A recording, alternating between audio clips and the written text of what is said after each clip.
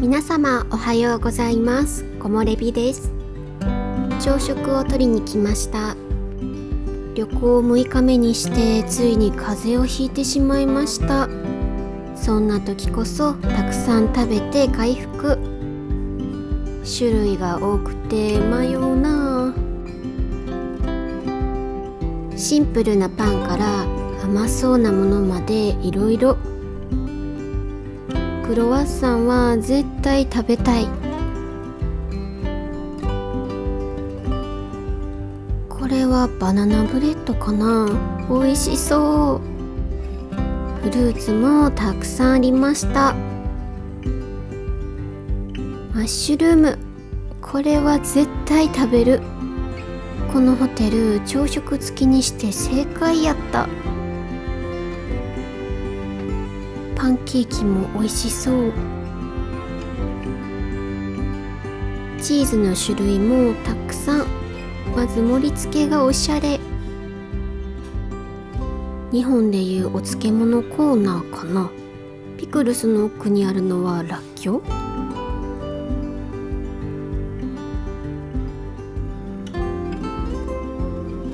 喉が痛いからスムージーあるのは助かる。普通のお水と炭酸水。あとこのポットが可愛くてときめいた。チェコでも茶色のご飯が美味しいんです。しれっとヨーロッパのらっきょうも取ってきた。ヨーグルトとオレンジジュースで元気になるぞ。ちなみにメインを一つ選べたのでオムレツにしました。いただきます。お腹いっぱい食べたらちょっと元気出た。今日は楽しみにしていたプラハ城へ行く日。あんまり無理はせずのんびり回りたいと思います。行きは上り坂なのでバスで向かうことに。15分に1本くらいのペースで来るみたい。もしかしてあれがバス？思ったより小さくて可愛らしい。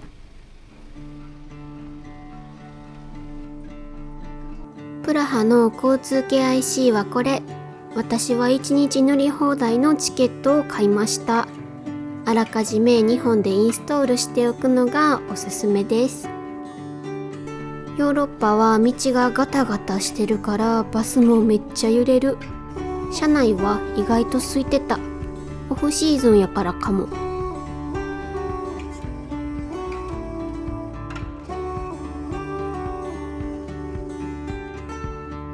プラハってほんまに可愛い建物ばっかり。さすが街全体が世界遺産。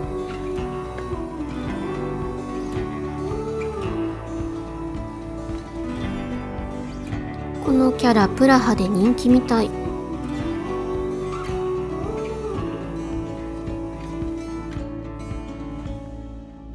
プラハ城はさらにこの先。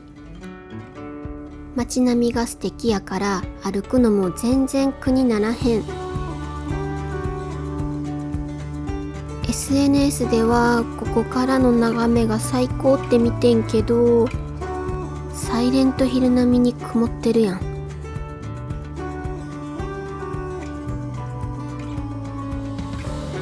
プラハ城の入り口を探しながら周辺散策。西に位置するこの門が正門らしい。門番さんは正午で入れ替わるそう。ちなみに戦う巨人の彫刻があることから巨人の門とも呼ばれているそうです。オフシーズンもあってかお城へ続く広場も人が少なめ。通路を抜けた先にはプラハ城のシンボル聖ビート大聖堂がありました。圧巻の存在感です。高さ 96.6 メートルもあるみたい。当時の五重塔のほぼ倍の高さ。日曜は午前中に礼拝があるため入れる時間が限られてます。調べたのに日曜日に来てしまったうっかり者。またお昼頃に戻ってこようっと。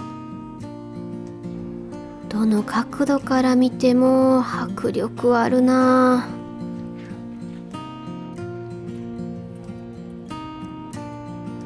ちなみにツアーもあるみたいやから、歴史好きは参加するのもありかも。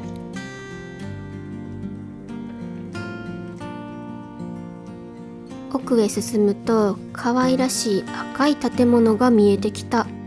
プラハ城の中心に位置する聖イジー教会。空いてそうなので中に入ってみます。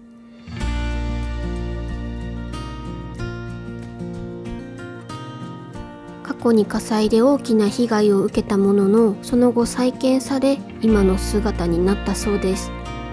丈夫な石造りなのもそんな歴史があるからなんやなぁとしみじみ。ロマネスク様式特有のどっしりとした雰囲気。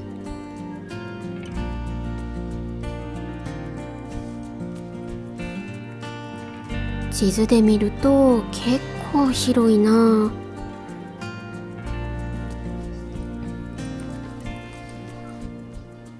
静かで落ち着く。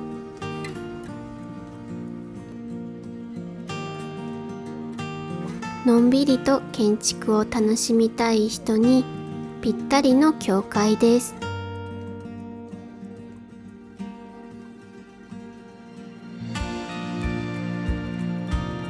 教会を出ると細い路地があったので進んでみます。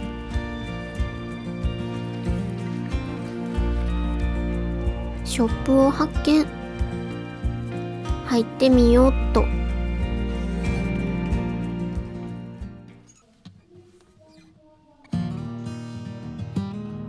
チェコといえばやっぱりミシャよな。イラスト集も置いてある。どれもかわいい。ヨーロッパって紅茶文化が根付いてるイメージ。その中でもチェコは特に多い気がする。パッケージもかわいいし。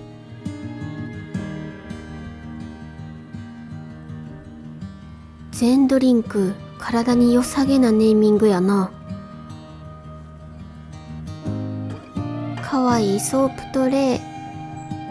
チェコって石鹸好きな人が多いんやろか。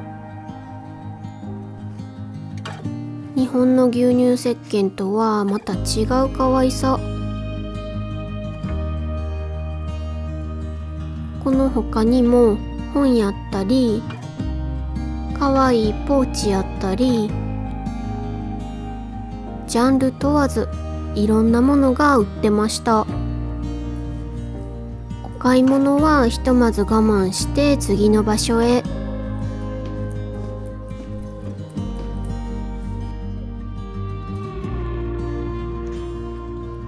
一度は見てみたかった黄金の小道。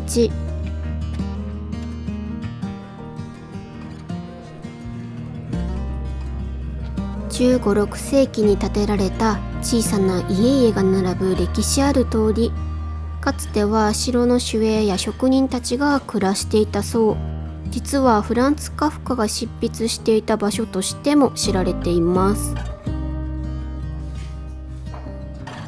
かわいい雑貨屋さんも多くてつい立ち止まってしまう。プラハの街並みをぎゅっと詰め込んだかのようなミニチュア。小さなお店やけどほっとする雰囲気。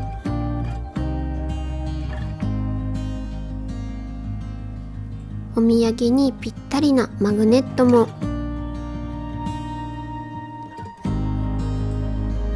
気になるけどまずは一通り見てから。あれはマンダロリアン？スター・ウォーズ好きとしては見逃せへん。迷わず階段を駆け上がる。マンダロリアンや。どうやら中世に使われていた武器や鎧が展示されているみたい。迫力あるなあ。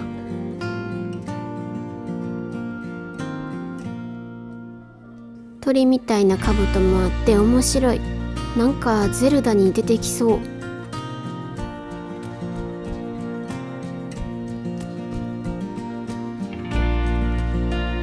ダース・ベイダーとドラクエに出てきそうな兜も発見。出てくるよな、こういうやつ。その下には C3PO みたいなんもいた。武器も強そうなんばっかりで、こんなん北斗の拳でしか見たことないわ。ほんまもんってすごいな。奥にはこんな華やかな衣装も。やっぱりヨーロッパのドレスって素敵。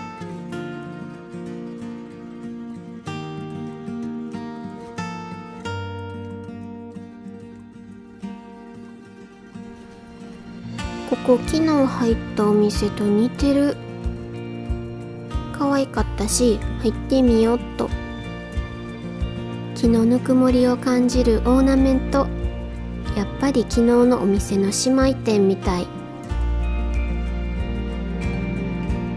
品揃えはこっちの方が充実してそう。今回は見るだけ、また来た時の楽しみにしておこうっと。歩いてると小さな穴を発見。部屋が見える。錬金術師の作業場。今でいう科学者のような人たちがここで研究してたみたい。気になってマダムの後に続いて入ってみる。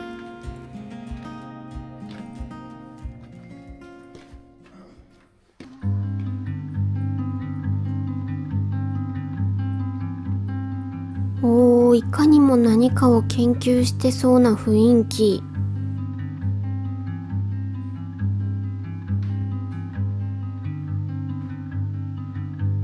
当時は王様がお金を出して研究させていたこともあったそう。疲れた日にはあの楽器を弾いてたんかな。こういう展示から当時の暮らしぶりが垣間見えるのも面白い。このラグ、私動物の森で同じの持ってるわ。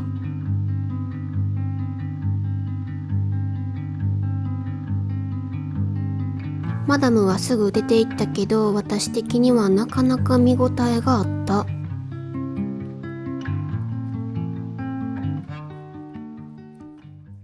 カフカのポスターがある雑貨店っぽいな。入ってみよう。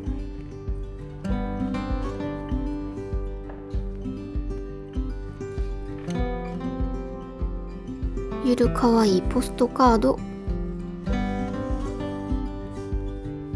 ミュシャのポストカードもある。このゆるいイラストかわいい。ちょっと癖のある感じが私好み。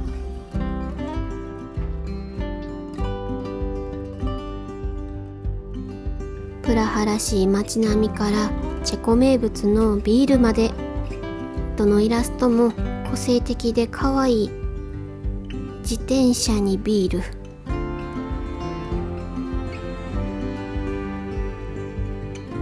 ちなみにこのお店、カフカの家と間違える方が多いそう。私はこの14番の家が一番印象的でした。ここにはかつて占い師が住んでいたそうです。彼女は戦地へ向かった息子の帰りを待ち続けていたそうですが、その願いは叶わなかったそうです。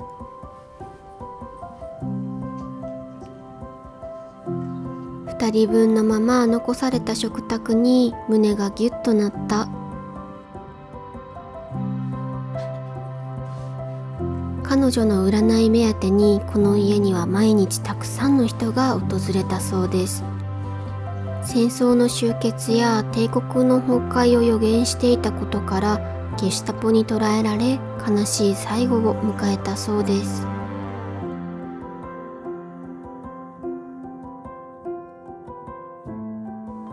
テーブルに残されたタロットカードに思わずドキッとした。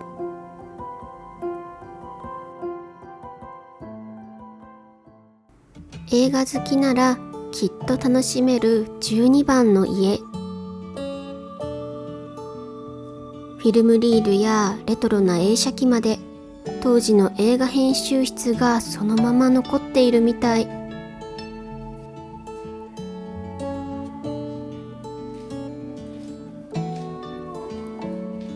映画好きの秘密基地みたいでかわいい。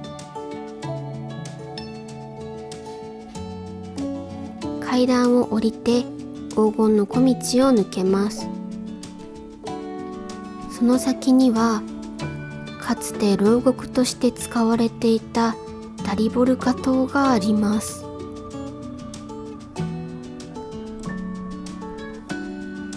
入り口からして怖いわ。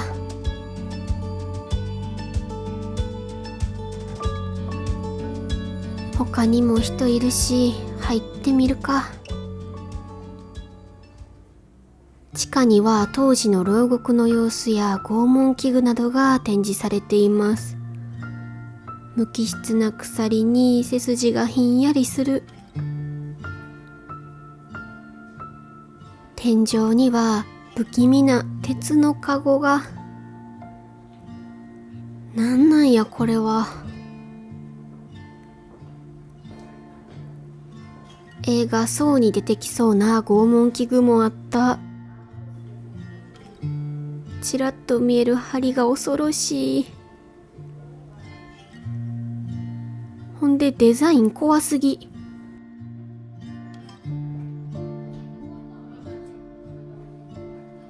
実はこの塔、さらに地下があるようで、そこがさっきのフロアよりも薄暗くて狭くて、しかも気づけば私一人でめっちゃ怖かった。ここに人が拘束されてたんかと思うと、一気に空気が重たく感じる。この穴を見ていると当時の過酷な環境が伝わってくる。この小さな光だけが外の世界とつながってるみたい。ここだけちょっとちいかわ。これ以上は耐えられへんくてダッシュで外へ。光のありがたさを感じる。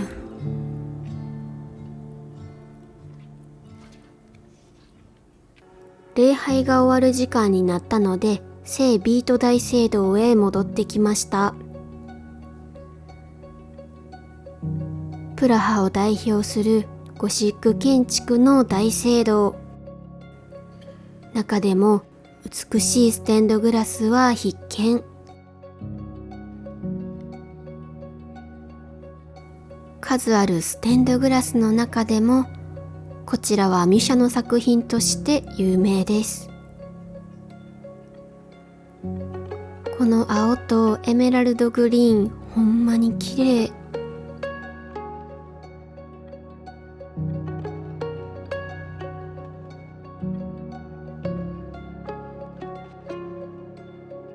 晴れてたらここから光が差し込んでもっと綺麗なんやろな。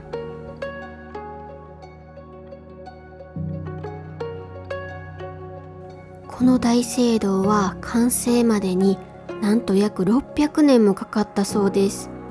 見上げているだけで時間を忘れてしまう美しさ。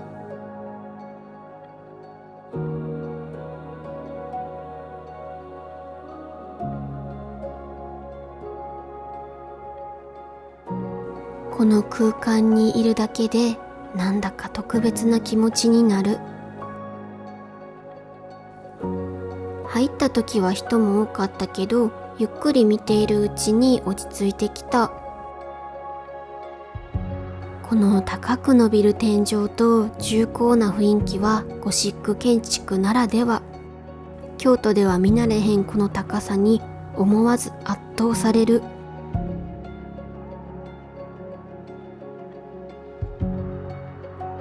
ひときわ目を引く聖ヨハネ・ネポムツキーの銀の墓。14世紀の司祭で王妃の秘密を守り抜いたことで知られる聖人です。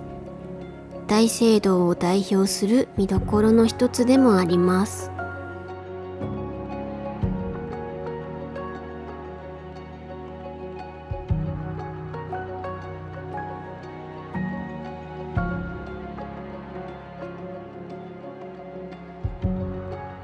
よく見ると旧約聖書に登場する人物たちが描かれているみたい。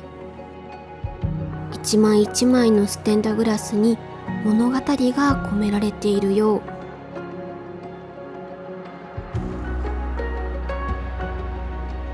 十字架のキリスト像を優しく照らすステンドグラス。神聖な空気に自然と背筋がスッと伸びる。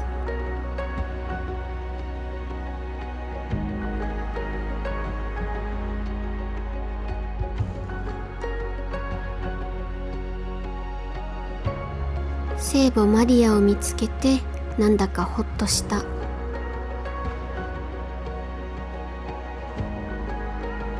ここにはチェコ建国の礎を築いた王子聖バーツラフが祀られています。大聖堂の中でもひときわ神聖な空気が流れていました。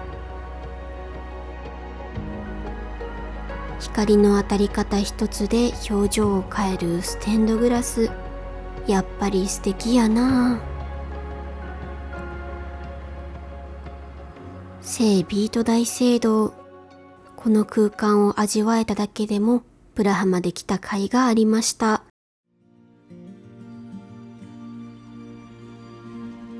余韻に浸りながらのんびり歩いて帰ります。せっかくなのでプラハで有名なカレル橋を渡ることに。この橋の両側には30体もの聖人像が並んでいます。日本でもおなじみフランシスコ・ザビエルの像もあるみたい。見つかるかな。ザビエルなかなか見つからへん。どこにいるんやろうと探し回ってたら、大聖堂で見た聖ヨハネの像が。台座にあるこの犬のレリーフに触れるとまたプラハに戻ってこれるそう。みんな慣れてるからピカピカや。少し歩くとまた聖ヨハネにまつわるレリーフが。こっちも撫でておこう。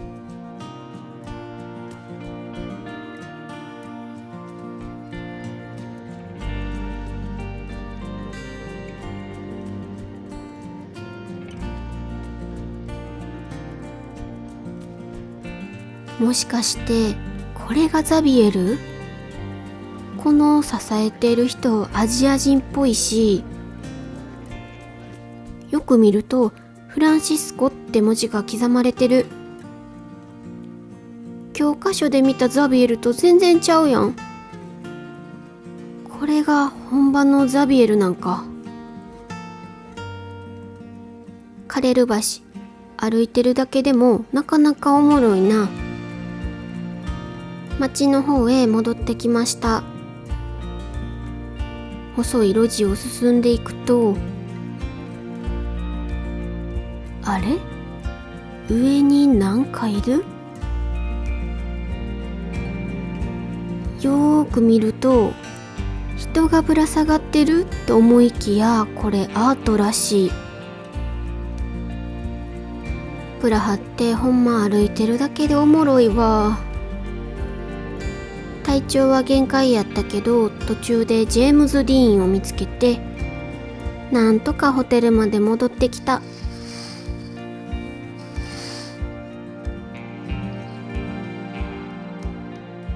しっかり食べて明日に備える。